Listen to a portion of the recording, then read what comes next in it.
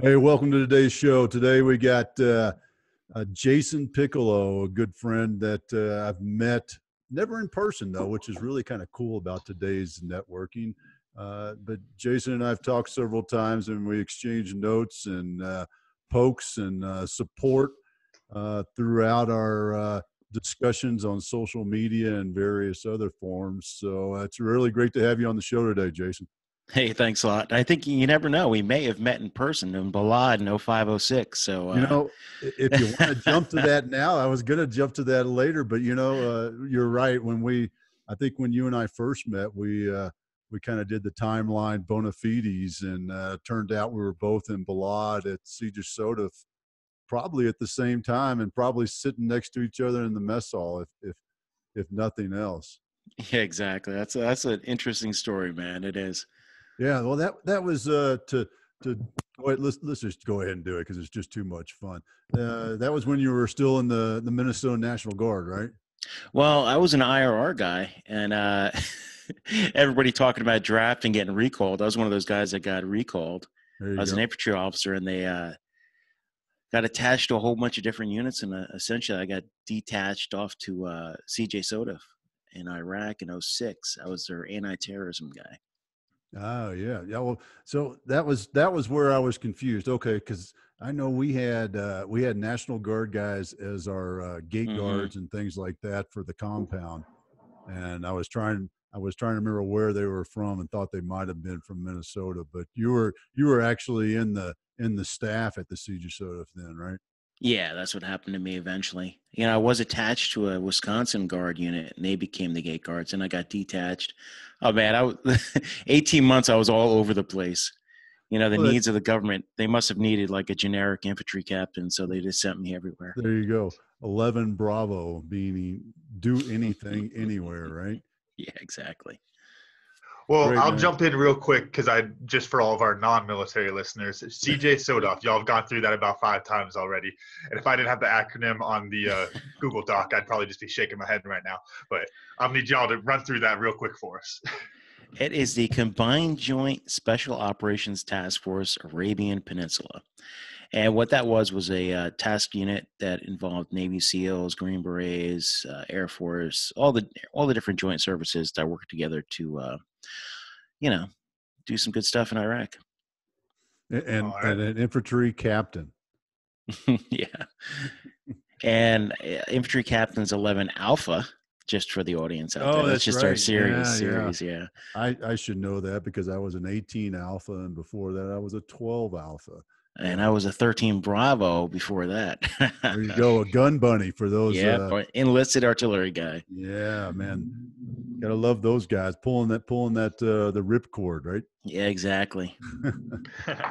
Well, hey, man, thanks again for carving out the time this morning. Uh, you lived I was just reviewing your bio the earlier today, and man, quite a fun path that you've taken, and just kind of curious, when you got now that you're here, did you have a plan back when you were a 13 Bravo? No, absolutely not. I when I first joined the army, I actually wanted to go infantry, Hmm. but I joined the reserves first, and this is the reserves back in the '90s. In the '90s, I go to my reserve drill the first time, and I'm like, "Hey, when do I go to Ranger School?" And they're like, "You're in a leg infantry unit, and you'll never go." So I was like, "I'm going to go active duty." So I go active duty in September of '93, which is the beginning of the end of the fiscal year. So there's no jobs really left. So I started artillery, did that, and I had no idea where I'd end up. I never thought I'd be doing a podcast. Never thought I'd be on TV. Never thought I'd be an author. Never thought I'd be a doctor. Never thought any of that stuff. I just wanted to be a common soldier. So, yeah, So man. what got you there? What got you here? And I, if you didn't have a plan, what yeah, was what well, was what created the path? that is one thing I always give credit to the military. The military got me focused. Hmm. Or I probably was focused, but I just didn't really know what my path was. So when I got out, the first thing was education, got my bachelor's, and then from there I just wanted to kind of keep going. I wanted to be an officer in the military, so I did that. I wanted to be in law enforcement, so I did that, and I've been doing that for 20 years. And I've always wanted to keep moving forward. You know, we always talk about the moving forward aspect of everything, but I really do. I always want to learn, but I always want to learn in order to also help others through my lessons learned. So that's why if you ever Google me anywhere, I'm always, you know, writing or doing something, because I want to get the message out there that anybody can succeed. Yeah, it doesn't do much good compiling all that knowledge if you don't get to share it with anybody. Yeah, exactly. I mean, you're talking to a community college dropout before I went into the Army, and now later on, like, not to toot my own horn, but the Army allowed me to get a master's, a doctorate, and to get a really great platform. So I give a ton of credit to the military. No, that's exactly the way I look at it too. You know, it's I wouldn't be where I'm at if I hadn't spent 25 years, you know, under the rucksack sort of thing that I like to put it. Although I definitely wasn't under the rucksack the last 10 years of it. But so when these options came up, how did you? I mean, did they just fall in your? Did you have choices or what? Now, you know, everything I've done, I've sought out myself, and I always, you know, that is one lessons learned is always, you know, nothing is going to fall in your lap. The only one that really cares about your professional development or personal development is you. And you're the one that has to guide it forward. You can't wait for opportunities unless you're one of those, you know, golden child. But then did you really do it yourself at the end of the day? So I take every opportunity that I can to, you know, just to do what I can. Yeah, that's awesome. So would you say that the critical point that's driven you is that desire to improve, that thought that you want to improve, want to achieve the next thing? I don't know what it is. You know, it's one of those, it's multitasking. And I'm sure you're the same way. It's like, you know, for something changed after the war. And, you know, I always had to have like 5 or 6 different things going at the same time. That's why now, if you look at my bio, it's podcaster, author, speaker, and I also have a day job. So, I mean, a part of that is if I'm not getting in more education, which I'm all education out, then my next thing is I always have to have something that I feel like I could, you know, excel at. And that's kind of what I'm trying to do now. No, I'm laughing because all educated out. I mean, I guess there's a reason they call a doctorate a terminal degree, right? Yeah, exactly. Yeah. Once you've written a dissertation, I don't think I'm surprised you're writing books after writing a dissertation. Well, the fun thing about books is, and you know, it's a great topic for anybody. If you want to write a book, write it for yourself, self-publish it, do something. You've done it. I've done self-publishing. I've used a publisher before, but it's just, write about topics that you love. And that's what I write. I mean, I don't love the topic for the, you know, cause a lot of them, is like trafficking, human trafficking and smuggling and everything. But I love sharing the knowledge. So maybe someone reads it, they could do something to disrupt and dismantle those criminal organizations, or they could learn from my lessons. And that's why I love writing. That's why I love podcasting too, because I get to talk to people that do awesome things. Right. Like, like I was gonna yourself. say, you're all educated out. You said, well, that's formal education. The informal education is going to keep on going. And that's the big thing with podcasts and with writing is you can get that information out there for people and let someone else take it that extra step. You know, we talk a lot about mentors and everything. And how you can take the 10 years of mentorship and cram it down to a 10-week course for somebody. That is great. And if you're able to do that via a book or a podcast, it's even better because it's easier to digest for them. Now, I'm glad you brought up the mentor aspect of it, because, you know, that is one other thing I'm very passionate about is mentoring veterans and veteran spouses, especially when it comes to the employment areas. So, I mean, I always say, especially you guys, you know, if you have a lot of experience in any field, it's a great experience to get out there and tell others about it, especially, you know, the outside of the community, people that need that experience, need that guidance.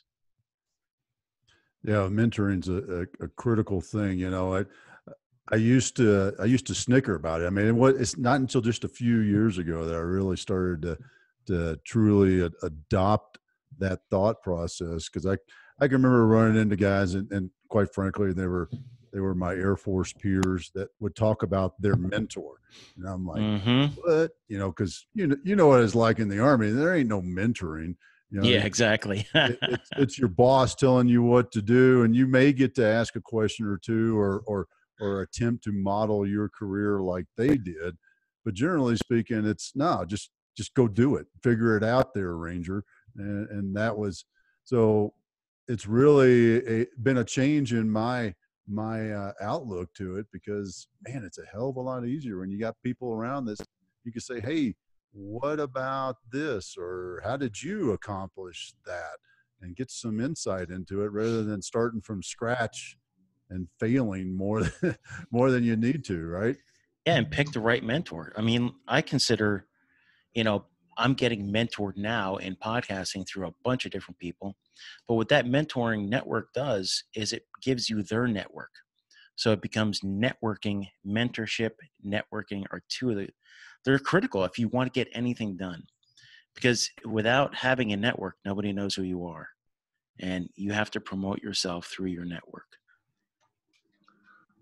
Well, I'd like to say, as y'all are talking about mentors, you touched on something there. You got to make sure you have a good mentor. And I like to paraphrase one of our past guests, David Simpson with Big Brothers Big Sisters of Southern Arizona. He said, well, yeah, Camden, if your mentor is a dummy, then you're probably going to come out like a dummy. That's why we don't have dummies as mentors. And it's just that simple. Yeah, exactly. And David always has a way of putting things in a nicer way, even when he's saying something like that. So yeah. Oh yeah, he's got a gift. Yeah. So do you have like a formal mentor relationship right now, with going up or down, Jason? No, well, when it comes to podcasting, I always use Pete Turner from the Break It Down show. He's my go-to guy for podcasting and just everything like that. Going down and mentoring people at work, but I also for an organization called Hire Heroes USA. I've been volunteering with them for a few years now. And another one called Veterati, which is periodic, and just anytime I can. That's kind of my thing. Yeah, Hire Heroes USA is a great one. It's the one that, if I remember right, allows veterans or soon to be veterans to take about 90 days of transition training as an intern, right? And isn't that that program? Well, Hire Heroes USA is a little bit different. What they do is they do like the mentoring, resume review, interview prep, stuff like that. There are so many different like Hire Heroes out there. Like there's Hire Our Heroes, there's Hire Heroes USA. You just have to kind of do your research and make sure that if you are volunteering, you volunteer for a good organization. It's like at least a 4-star charity navigator. Yeah, that's a great point, because man, there are, and I appreciate it, but there are a lot of veteran service organizations out there, and there's a lot of options. I've talked about it many times, because I work with 3-4 of them right now. The Commit Foundation, the Honor Foundation, Stand Beside Them. Those 3 are just veteran transition organizations. And then Patriot Boot Camp, Bunker Labs, which are veteran entrepreneur organizations. And and I've done one of the derivatives of Hire Our Heroes. I can't remember because you're right. There's about 4 of them that have used those words in some form or fashion that I can't remember. I never remembered which one was which, but yeah. Especially with similar offsets, as just hire them. Okay. Yeah. They're all great organizations, and I really appreciate what they're doing. I appreciate that you're a part of it and helping them grow and helping veterans go through that transition, which it's not easy. It took me 7 years to figure it out myself. Well, you're doing the same thing, but you're doing it through podcasting. In podcasting, you're spreading a message, and that's all podcasts are just a different format and different medium. So it's an excellent opportunity to do this. Yeah. Oh, that's great. And then, I wanted to touch on your second book. I mean, I read your first one. Matter of fact, I pulled it off my shelf just to show you that. I know you probably printed out that picture I sent you of me in the book and got it hanging on your wall. Oh, of course. Yeah. But no, I was just tell us about the your second book. Well, the second book's called Out of the Shadows, and what it does is it's what I call a nonfiction novella. So it's a short read, and it discusses the unaccompanied alien children crisis at the southwest border. It discusses the critical decision you have to make if you ever blow the whistle. It kind of gives you some parameters on kind of, some of the inner workings of the U.S. government, all within 80 pages. Because as we know, social media nowadays, everything's a quick snapshot.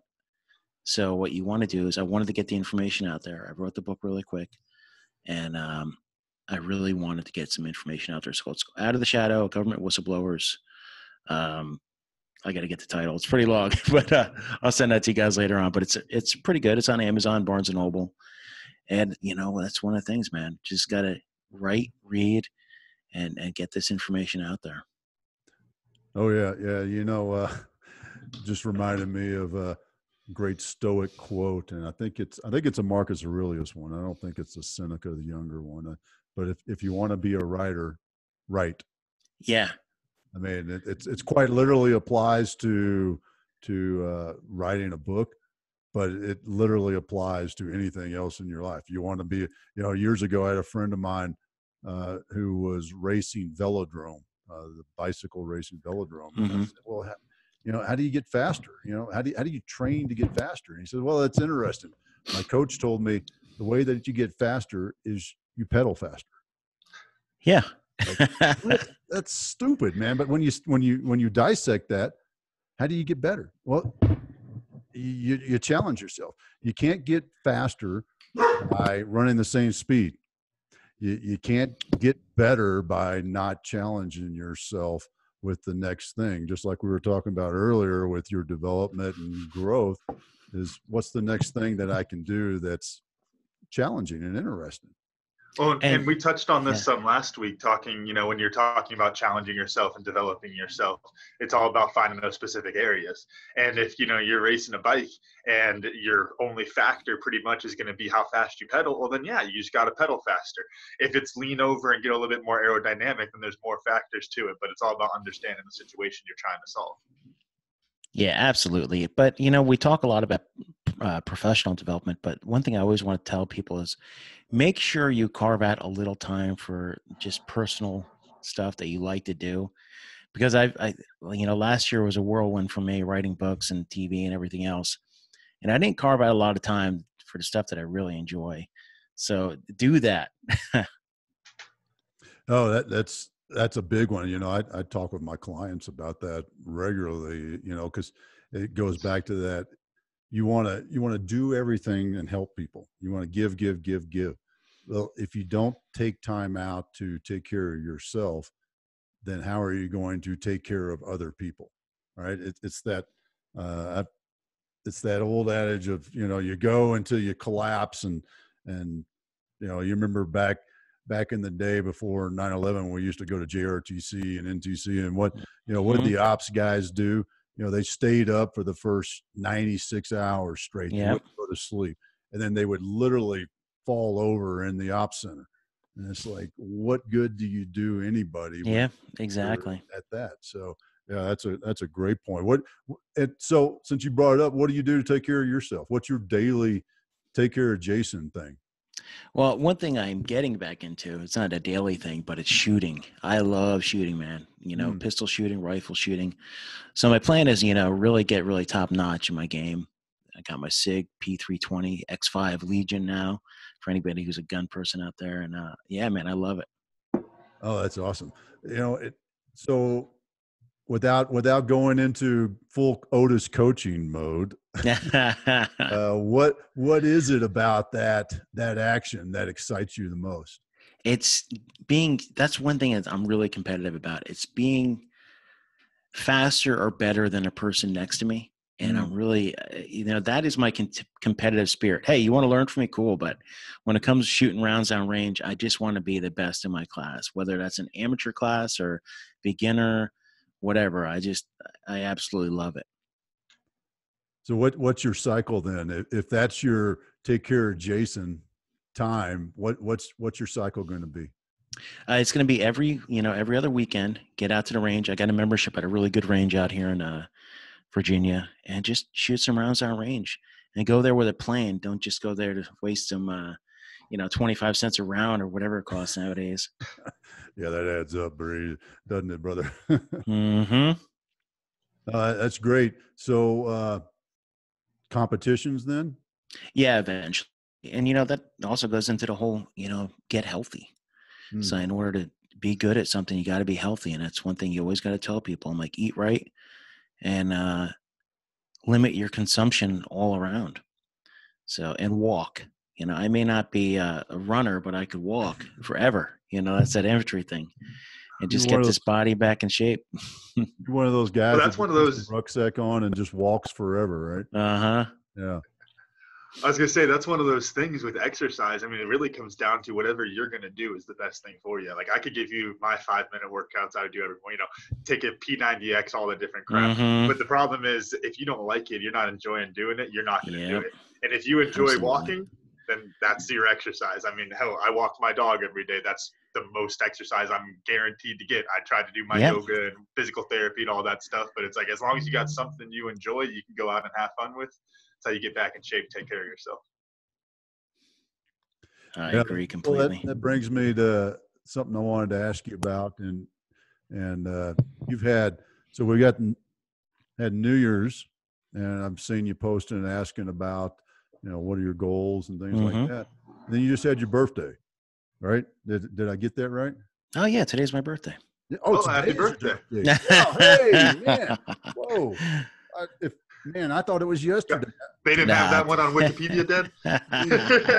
No, see, now I feel bad. If I'd known it was today, I would have baked a cake so I could eat a cake. I know. I thought I'd get some SF coins or something in the mail. Come on. Man. Well, because if it was yesterday, then I can get away with, oh, yeah, happy belated birthday. Now it's like, crap. But there's a quick life lesson from Otis. If you wish people a belated birthday, you don't have to get them anything. Yeah, exactly. That's the cheap Otis way.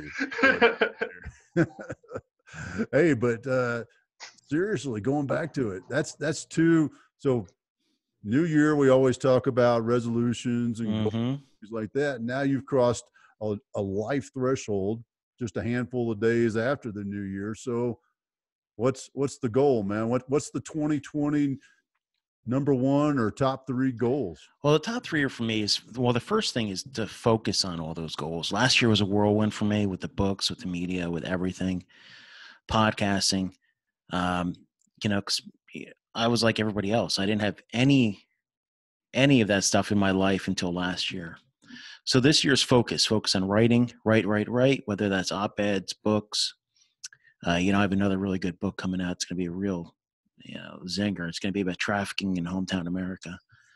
The next thing is to get really focused on this podcast and get it going, man, and start really promoting the Protectors podcast. So as you listen to this podcast, go over there and subscribe to the Protectors with Jason Piccolo podcast.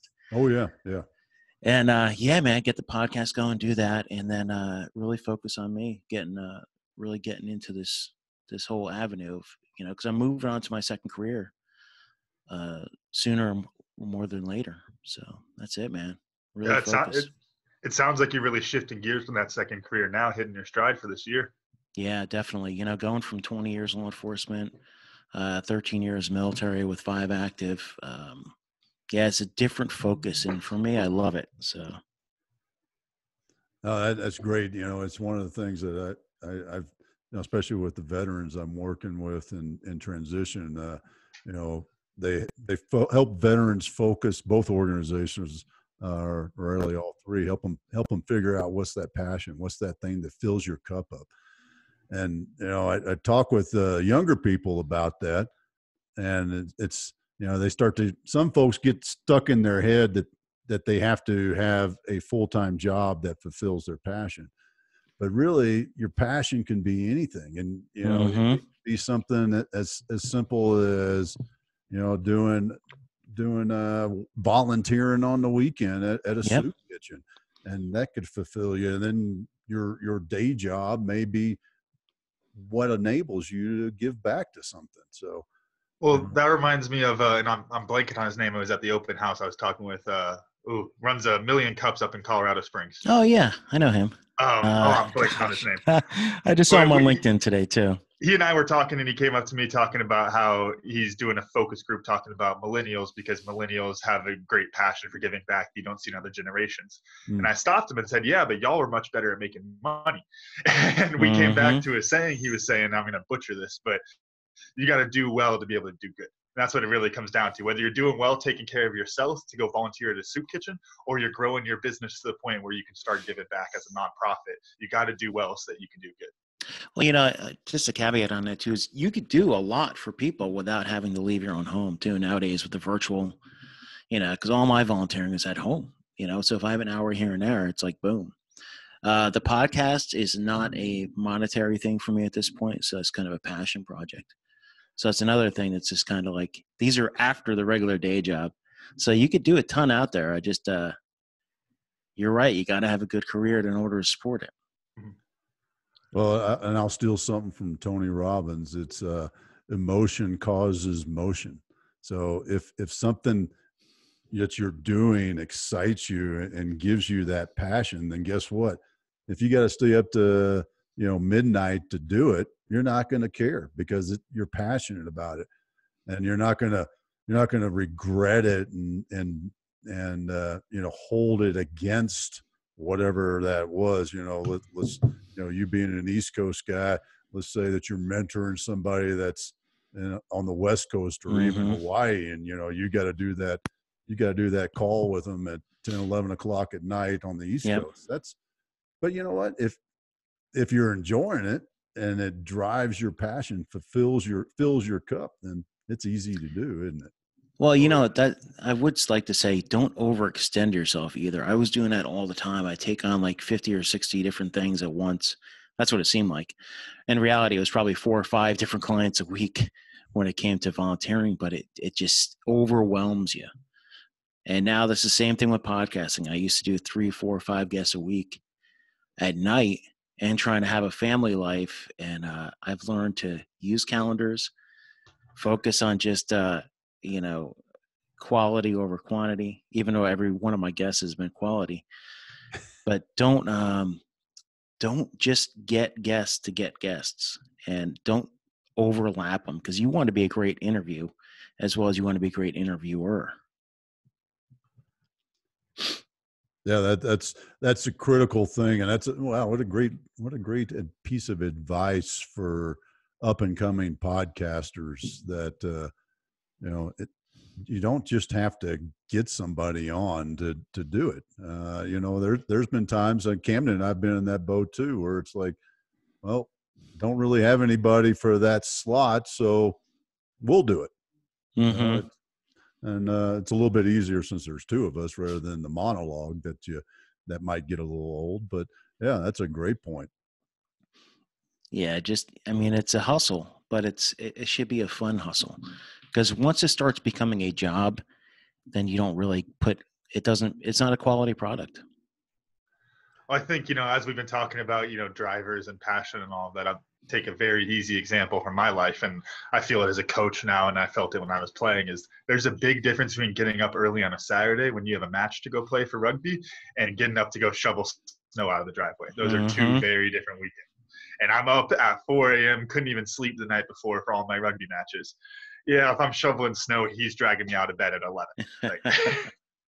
But that's what that passion does for you, is it gives you that energy really gives you the energy, exactly like we were saying, stay up all night working on stuff.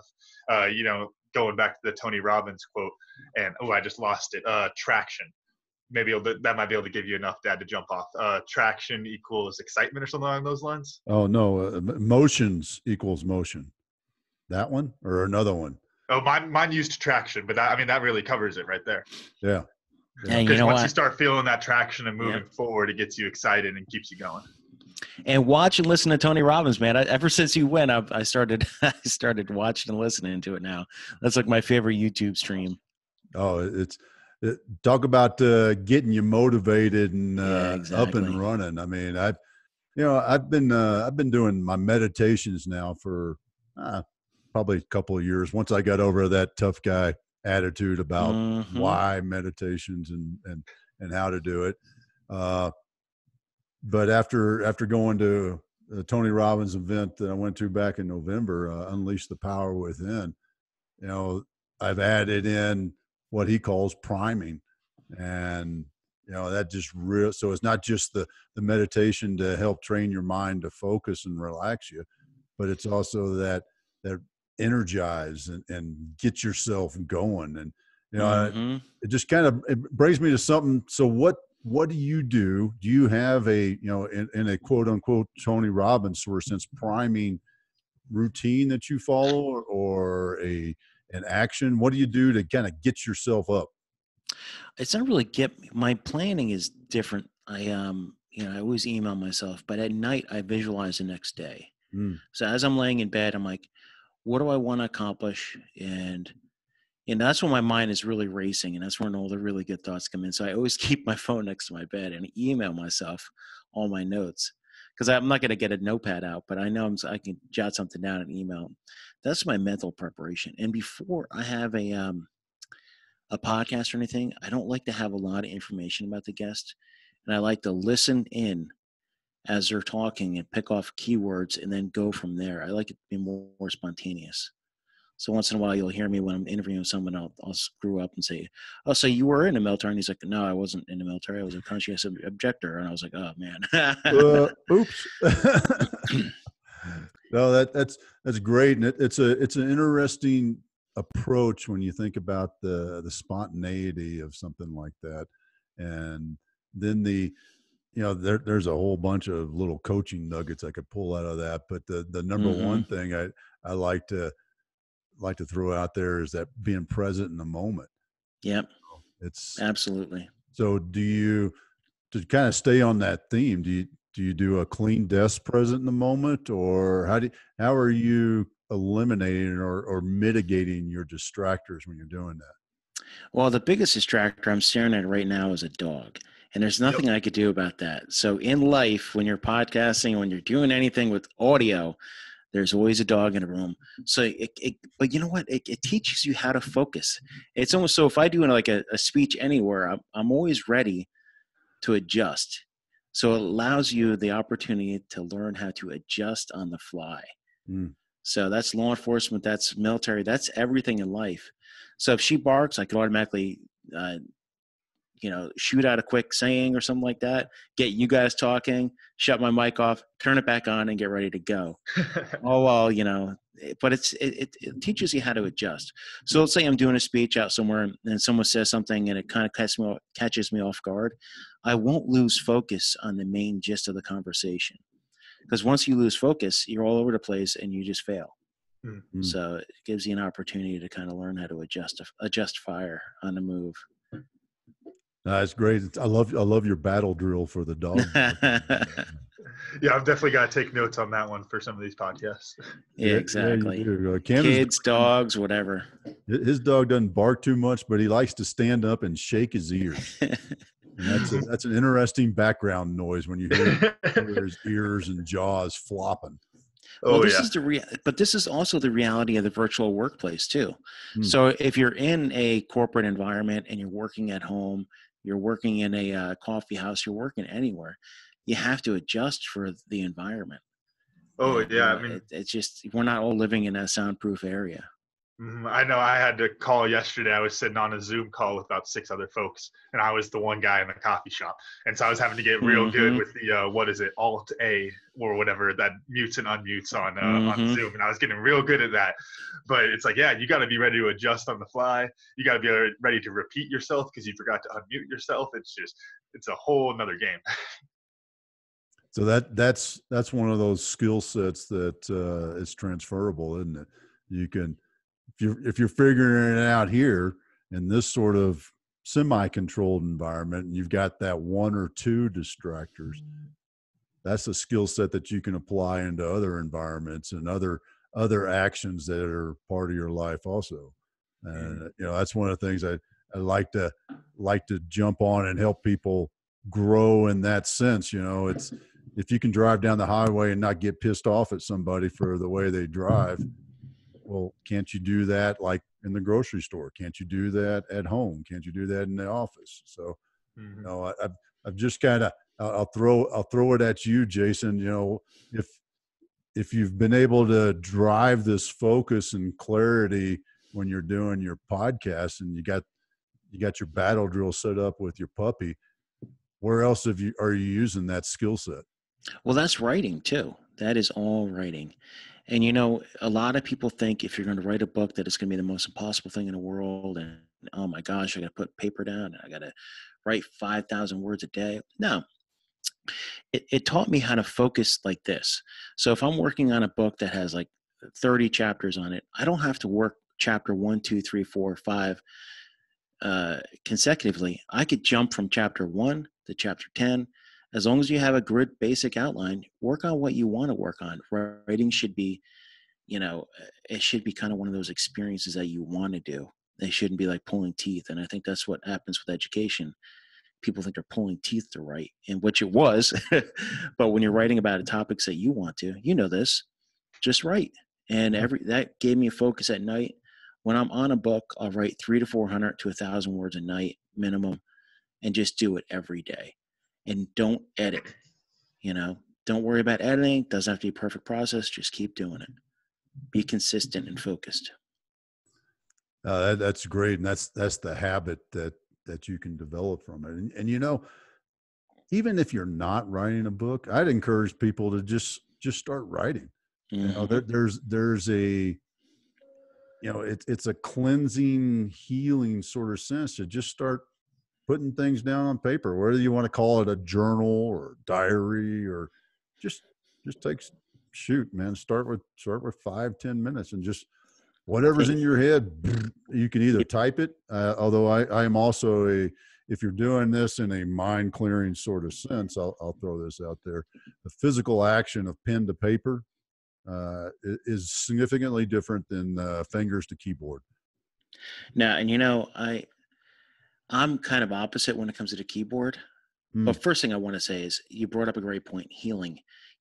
The book was healing to me, going through what happened in my life. So absolutely. But for some reason, to me nowadays, my handwriting's horrible. But a keyboard is almost like a musical instrument. So when I really start typing and going crazy, you know, my wife or daughter look over and I'm like, why are you smiling? It's because I'm creating something with my fingers, and it's unbelievable feeling, man. I can't explain it. And I love it, man. This keyboard, like I always equate it to a musical instrument to me now. I hadn't heard that before. That's cool. I love that you have that passion for it, and that feeling of it. Very cool. Yeah, it's the whole creation process. And I always tell people, I'm like, whatever corporate world you're in, whether it be governance or in the regular corporate world, write an op-ed. Get your opinion out there. You know, a trade publication, any type of publication. It's just something where your words mean something. People read a word is a lot different sometimes than hearing it. You know, and what holds a lot of people back is they're worried about what other people think about it. Yeah. And man, you know, I can think back to many times where I've thought of things, and I actually, you know, I remember even before I retired, I started writing a very long white paper essay, could have been a book. And then it was like, no, you know, because I asked somebody about it and they're like, oh, that's stupid. And I went, okay, I guess it is. And, you know, so never did anything with it, sitting in probably on a floppy disk somewhere. 3x5. Yeah. Well, hey, man, I really appreciate you carving out time today. It's been great having you. And we always wrap our show up with, you know, our favorite question, because we should look at our days this way also, is what'd you learn? So I know I went first last week because I remember. Camden, I'm going to let you go first. Well, I forgot to write this down. I was going to say I learned what CJ SOT AP means. You can't say it. You didn't learn it. I know. Oh, gosh. Well, no, really, the biggest thing I can say I can actually take as a quick tool to put in my back pocket is what you were talking about with your dog. I think that's as funny as it is, that's definitely going in my back pocket as far as say something back and get my point off, mute myself, go fuss at my dog, and get back into the podcast and get that routine down a little bit. All right, Jason, your turn. Oh man, I'm trying to think. You know what? Having an open conversation is a great aspect for a podcast. Let everybody talk. Know when to jump into it, and don't just command the whole audience. Don't try to command the whole audience yourself. That's a great one, man. I mean, yeah, that's the adage of God gave us one mouth and two ears, right? Mm-hmm.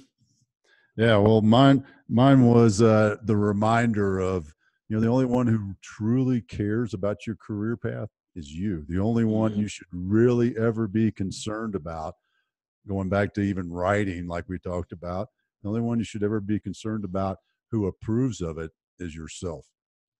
And if you take that approach in life, man, think of the challenges that you can overcome and the success that you can have. So that's where I'm at. Well, hey, brother, I really appreciate you taking the time. I know life in the Beltway barely slows down, even in the Piccolo household. I'm sure it's going 1,000 miles an hour. So I really appreciate having you on today. Thanks a lot, guys.